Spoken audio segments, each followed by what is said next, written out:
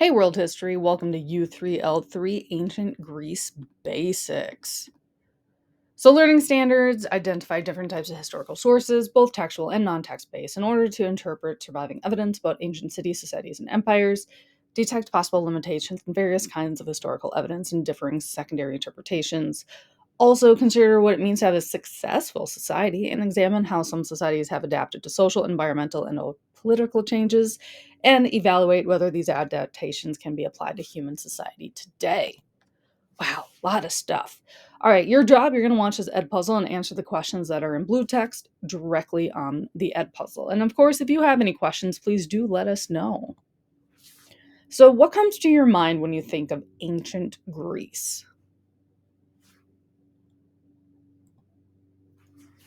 There's probably quite a few different things. So you might think of like the Acropolis or like historical architecture.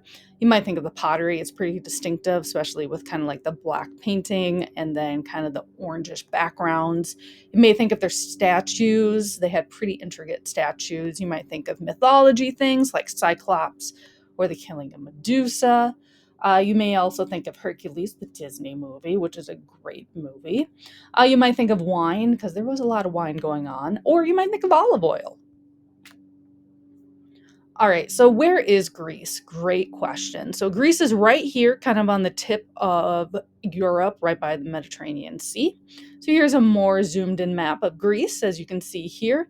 It pretty much surrounds the Aegean Sea, but it is part of the Mediterranean. All right, Greek mythology time. Match the gods to their descriptions. So, no, I'm not going to grade you on if you're right or wrong, so don't use Google. So, what is Poseidon the god of? How about Hades? How about Ares? Of course, you have Zeus as well. And Athena and Aphrodite.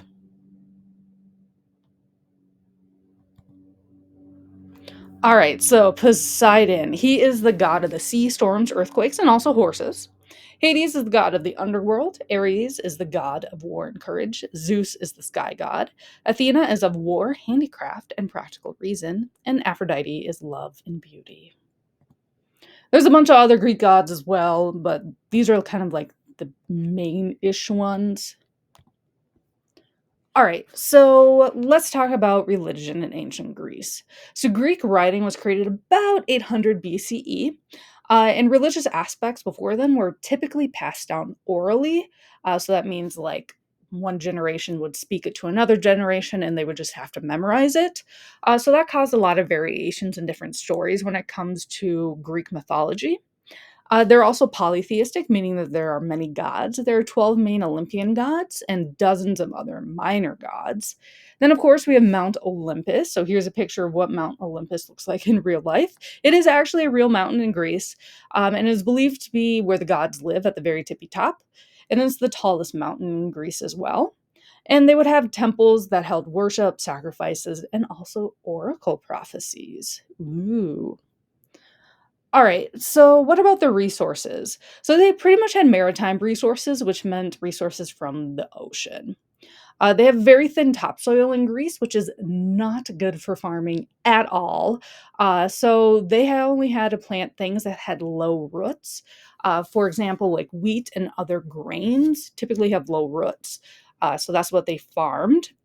They also had olive trees, like you see right here. They would also have things like grapes, sheep, and goats. They had marble quarries. They had clay, which then was turned into pottery.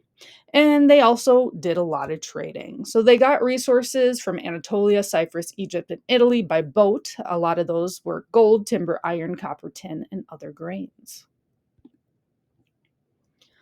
All right, next, let's talk about polis or a city state.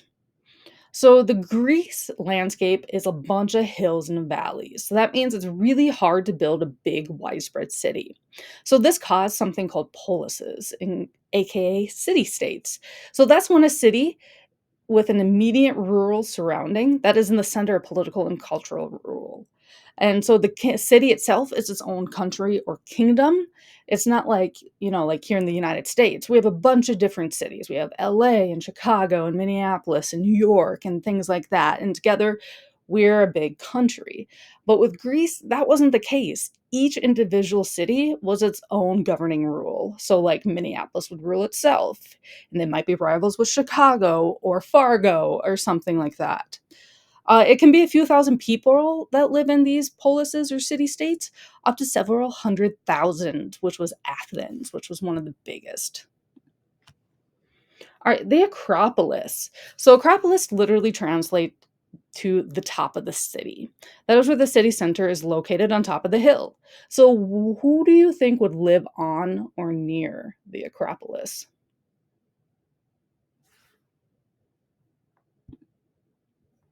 Yeah, important people would. So that's where the high ranking people or royals would live. It's also where the religious temples were. And on top of the Acropolis is where they would hold entertainment shows like dances, musicians, and plays. Then we have the agora, which translates to gathering place. So that's an open area or a plaza, and it's also where the government buildings are located. It's also a rally point for citizens to voice opinions about politics and military affairs, and it's also where the open air markets are. So here is what the ruins of an agora in Athens look like. And then here's what like a modern day agora looks like in Greece. So kind of like a farmer's kind of market, but it also sells a bunch of other stuff besides just food. Then we have the rural citizens. So, citizens who lived on the outskirts of the polis or the city states, they were, of course, the farmers and herders. So, they had the sheep and goats, and they were really the main source of food for the city people. They were really highly appreciated members of society. They were not seen as outcasts, even though they lived outside of the city, because they were so essential, because without them, there would be no food. So, they were always very welcomed into the city. So the thing about farmers is that they were always the first to be chosen to be soldiers in war. So wars between the city states were mostly about farmland because, like we said before, the farmland in Greece was pretty trash. So the more farmland meant the more food a city state can make, which meant the bigger a population they could sustain. So if farmers are battling in wars, what's a major problem with that? Take your best guess.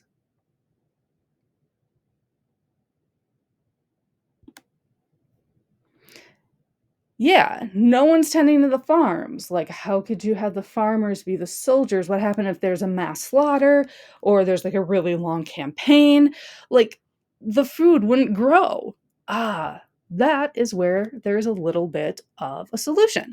So, farmers, when they became soldiers, would be called hoplites. So, they're typically heavily armed soldiers, as you can see here. They have quite a bit of armor on them, but they're also not full time soldiers. They're citizen soldiers.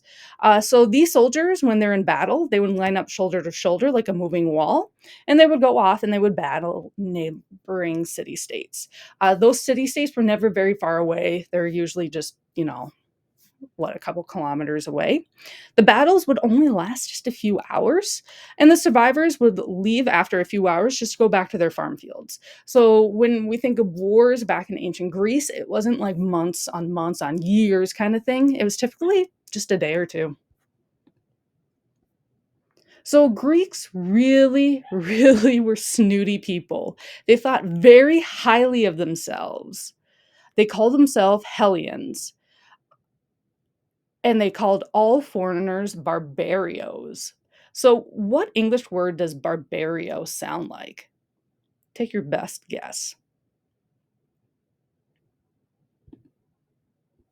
Yeah, that's right, barbarian. So, someone who is thought to be uncivilized.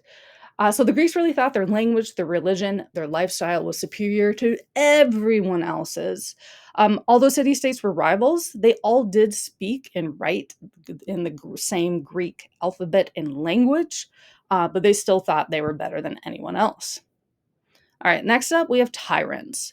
So, early city state governments were ruled by kings or a royal family. This especially occurred from about 800 to 700 BCE. These like royal families would own most of the farmland around. The farmers would then have to buy seeds from the kings or the royals and then give a portion of their harvest to them. But many of these kings and royals were very power hungry, so they became tyrants. So a tyrant is when someone who holds power and is unfair to the lower classes. So hoplite soldiers, like we talked about before, they're mostly farmers, demanded their say in politics. And this leads to the formation of democracy. So democracy is born. What is democracy? So demo translates to people. Kratos translates to power. So it means people hold the power. So people vote on political issues. Very relevant. Today in the United States, we have a democracy. So next up, we're going to answer some questions about similarities and differences between Athens' democracy and the US's democracy. And I don't expect you to know the difference between all of them. So just take your educated guess about what you think is true and false. All right, so a direct democracy. That's when citizens debate and vote directly on laws that govern their city. So who has a direct democracy? Is that the United States or is that Athens?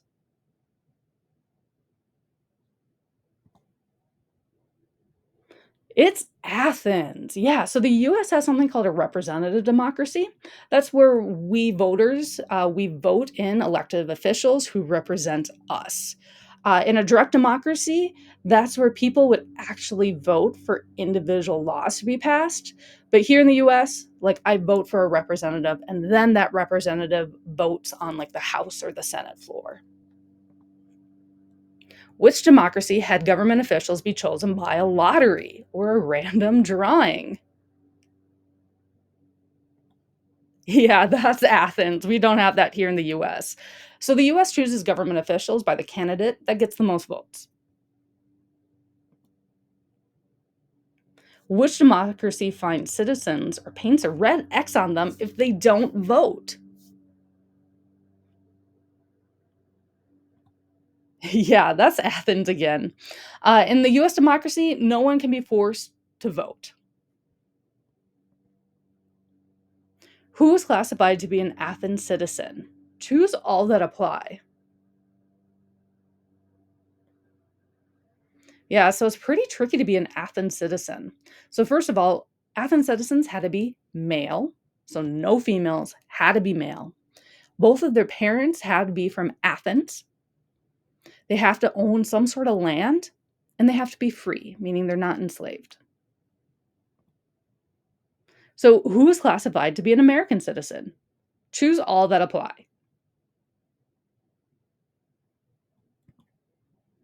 So you can either be born in the United States, you can be naturalized into the United States. That means you're born elsewhere, but went through the documents and test to become a US citizen. And there's some other specific but not as common ways as well. But we won't get into this. This isn't a government class. All right, true or false? Athens did not have a constitution. False. Athens did have a constitution and they had three branches of government, kind of like how we have three branches of government too. So their first branch was called the Council of 500. They also had the Assembly and the courts. What are the three branches of the US government set up by the US Constitution?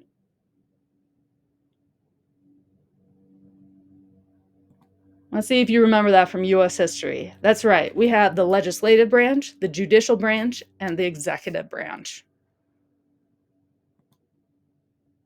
What percentage of people in Athens could vote? Only 20% of people in Athens could vote. Remember, it's really hard to be a citizen in Athens. I mean, half the population's already knocked off because you had to be male. Females weren't considered citizens. What percentage of people in the US can vote? About 93% of people in the US can vote. That's pretty high. Okay, now it's time to learn about Athens versus Sparta. So both of them are very big rival city states. Are you ready? I don't know. Are you sure you're ready? I'm not going to tell you though. Yeah, this slideshow would be way longer if I went through all of that. So instead, you are going to complete U3-L4, not 5, my apologies, L4, which is a reading about Athens versus Sparta. On the document, you're going to complete the Venn diagram of the similarities and differences between Sparta and Athens. You're going to do this by using Schoology's annotation app. Then you're going to draw a picture at the end of the document of what you think an Athen and a Spartan citizen would look like based on the evidence of the text. And make sure when you do your drawing, you give me some details. Stick figures are okay, but draw them with some clothes or doing some sort of activities that Athenians or Spartans would be doing or wearing. And no copying and pasting pictures from Google. If you do that, I'm automatically going to give you points off the assignment. I want to see your own artwork. Not every day you get to draw in class, especially in high school. Well, I guess unless you're taking an art class. You can also draw your Athens and Spartan citizen in real life and then upload a picture to the document as well. That's totally fine with me. All right, let's wrap this up. Today, we learned about Mount Olympus, Greek resources, Polis, Acropolis, Agora, hoplites, tyrants, and Athens versus the US democracy. So next up, you're going to do U3-L4, Athens versus Sparta reading assignment. Yay, you get to draw pictures and I get to see them. If you have any questions or if you want to learn more, please let us know. We're here to help you. All right, thanks for watching. Bye.